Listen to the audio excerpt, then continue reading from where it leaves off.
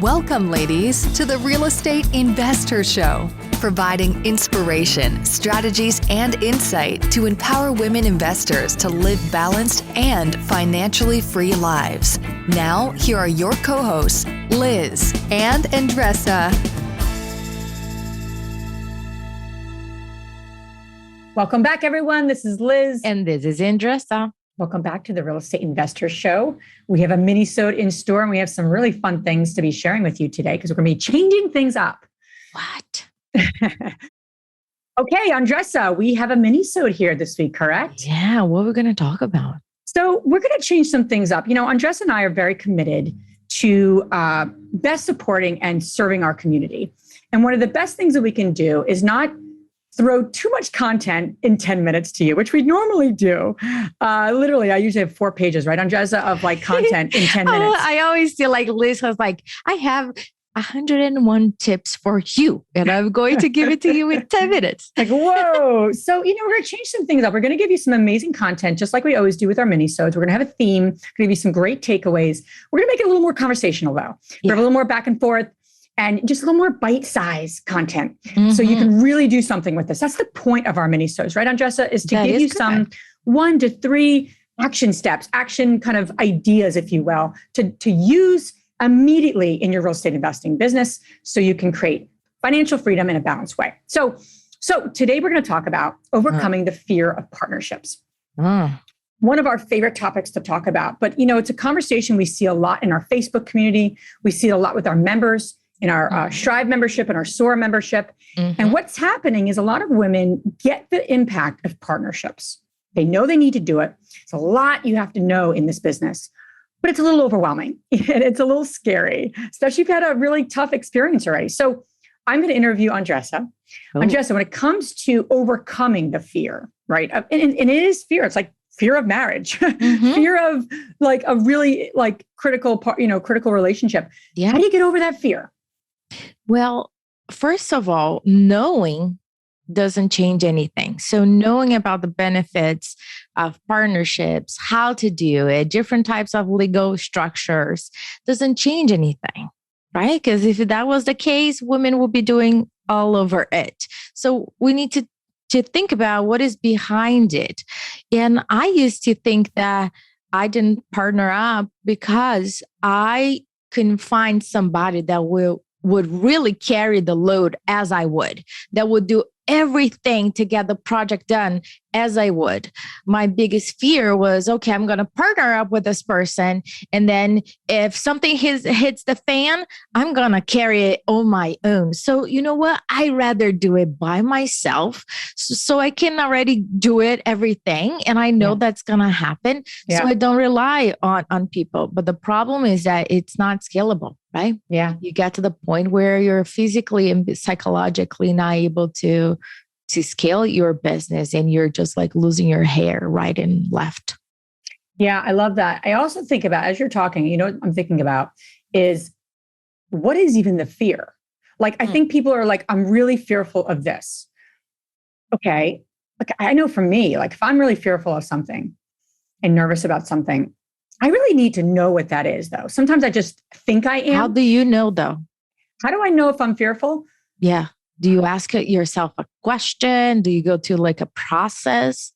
Well, when I'm avoiding something, I know I'm something in that is a fear probably for me. If I'm avoiding it, if it's taking a long time, or I just keep doing what I'm doing. Keep doing what I know I should be doing, or I know how to do, I should say. But for me, like, I think as I think about new areas of my life that I'm exploring and I'm trying to get better with, you know, we need to really be clear on what are we even fearful of? Because like, what's the worst case scenario? People always say that, right? Like, what is literally the worst case scenario of partnering with this person on this particular project? Literally, if you had to script out worst case scenario, and what am I fearful about that? Loss of money, loss of what? I think getting clear on that, or your family's gonna think about it. A lot of women, I don't give a shit to be quite honest, but a lot of women. Because you're Andresa.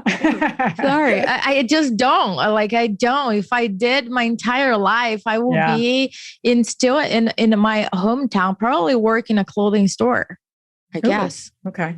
Yeah. Another thing to explore at some point.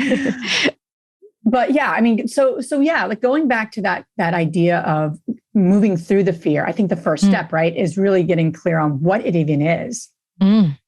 Yeah, I totally agree with you, because it's like, if you knew what was holding you back, you will already have deal with it. So you probably, it's your blind spot. You actually don't know. And you will figure that out through conversations, right? I was having a conversation with somebody from our investor community yesterday, and she was mentioning a couple of things. And I was like, okay, does that happen everywhere else? Not just in real estate, but in your life in general? She was like, yeah. And I said, and do you have an idea why? She was like, no, I never thought about that. So, okay, great. That's an opportunity to sit down and think, okay, if I'm fearful for something, and probably that's happening not just in real estate itself, in partnerships, but as you mentioned, is in other things that are going on around. But I'm going to say something that I learned from Liz when we were expanding our meetups. And I held for dear life our baby meetup from Philadelphia. It was the first meetup that we had and everything else. And I had to step back, and I couldn't let go. So I took like more than a month. And Liz was like, you are done. You're going to step out of it. I'm putting my foot down. Yeah. And here's the thing. Once I found the right person to lead the group, I had zero doubt, zero like control freak, thoughts around it. I don't check on her to see if she's doing right. I know she's doing the right thing and she's representing us. So when I will focus more on like finding the right partner, because when you find the right partner, and by the way, we have a guide that you can go on our website, therealestateinvestor.com/giveaway. Those are questions that you should ask yourself, your partner, and questions that you should both ask together. That's an important conversation. And I think that is just inevitable. Finding partners is just inevitable. You either deal with it now, or you're just going to stay the same size, the same way that you are right now. There's nothing wrong with that, but that's a choice. Absolutely. I think what I'm about to say too, as I'm thinking about this, is I'm coming off of listening to a lot of Brene Brown, like literally 10 hours worth way back from vacation. So we're back. I feel like I have the inner Brene Brown coming through, because I just adore her and love her. But I literally I'm like, what would Brene Brown do? But what I want to say though is like, you have to do the work. It's pretty much what Brene Brown talks about all the time, is doing the work. That she's talking more probably psychologically, but regardless, you have to do the work on yourself if you want to partner. And if you are fearful of partnership, you have to look in the mirror to say, what am I bringing to the table? What do I have to get you have to get very honest with yourself. Like any relationship, if you're going to be a really good friend or have an amazing friendship with someone, you have to be a good friend. You have to be your best self. And I think that's the same for a partnership, a business partnership, expecting them to kind of like take care of your weaknesses or kind of meet you in the middle. It's not meeting you in the middle. Sometimes Andresa is like full on 100%. Sometimes I'm full on 100%. Yeah. Sometimes we meet each other in the middle. It's the same thing in any powerful marriage or relationship. You bring a little, I bring a little, and we're good. Like, that's not how it works. No. So I think too, you have to really do the work on yourself and to really be honest with what are you looking to get, skills, experience, your style. Get really, really honest with yourself, because if you don't do that, I don't know how any partnership or successful relationship even happens. I agree with you. And I also would say that if you don't do the work on yourself, right, that's the first thing that you should be focusing on. You can expect other people to do the work. It will be lovely. Liz and I have done different work in different areas, and we have done things in common that really, really support our relationship. But if you don't do the work with yourself, you're going to sabotage. Yep. You're gonna the listening, the perception that you have about what partnerships are. Yep. If you don't have that, what is the end goal? You're unconsciously going to sabotage the partnership just to prove a point. Oh, I told you, I could not find a person that will carry the load. See what happened over here? Yep. That person did that or did that, and you're gonna resent. So I think that having those fearless conversations with your partner at first, right? let's talk about worst case scenario here. How about if the contractor walks away, what we're going to do? If the project goes over budget, what we're going to do? Out of the bat, having those conversations is just critical.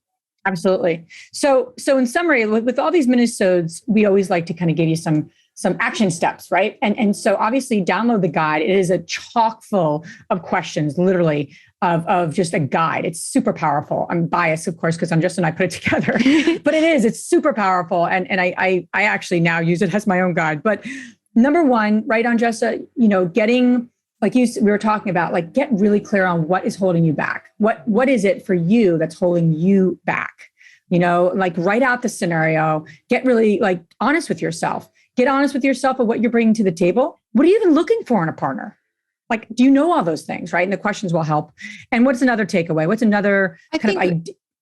For me, it was like, what do I want out of this partnership? And you don't need to go on this like, yeah, we're going to form this LLC. Here's our logo and blah, blah, blah. No, start with very small things. Liz and I started with a mastermind. So we could see, like, are we showing up on time every time, no matter what?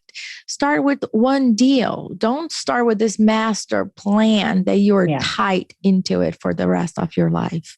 Yes, absolutely. And we always encourage you. We love hearing what ahas you've gotten. So if you have not joined us on our free community in Facebook, please do. And just share what you're getting from our episodes. We so much like the community aspect of all this. So thank you for listening, and we appreciate you so much. Thank you. If you enjoyed this podcast and want to receive updates on our next interviews, go to our website, therealestateinvestor.com. There, you can subscribe to our show, become part of our investor community, and get updates on upcoming episodes. If you like our show, please share with other women who would benefit. And don't forget to leave us a rating on iTunes. We'd really appreciate it. And as always, we encourage you to take one action as a result of today's show and put it into motion so you can live both a financially free and balanced life. Thanks for spending time with us. Ciao.